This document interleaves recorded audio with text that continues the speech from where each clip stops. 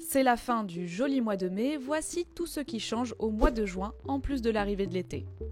Sur le chômage, le processus de contrôle des demandeurs d'emploi s'assouplit avec l'entrée en vigueur de la loi pour le plein emploi. Les demandeurs qui ne se présentent pas à un premier rendez-vous programmé par le conseiller ne seront plus immédiatement sanctionnés. France Travail sera chargé d'apprécier la bonne foi du chômeur.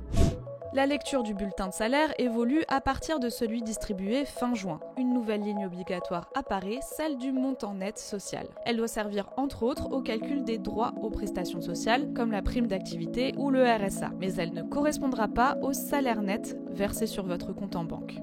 Frauder dans le métro ou les bus parisiens sera davantage sanctionné. Les amendes de la RATP vont augmenter dès le 2 juin. En cas de paiement immédiat, elles seront 20 € plus chères.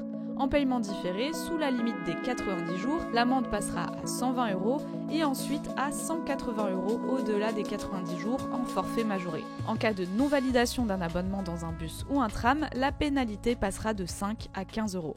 À partir du 6 juin, grand chamboule tout dans les chaînes de la TNT. Sur le canal 8, Exit C8, il y aura désormais la chaîne parlementaire. Énergie 12 disparaît de la 12 et est remplacée par Gulli. France 4 passe au canal 4 et les chaînes d'infos sont regroupées. BFM TV se voit attribuer le canal 13, CNews le 14, LCI le 15 et France Info le 16. La nouvelle chaîne T18, détenue par l'entrepreneur tchèque Daniel Kretinsky, sera également lancée à cette date sur le canal 18. Quant à celle du groupe Ouest France, Novo 19, elle ne sera diffusée qu'à partir de septembre.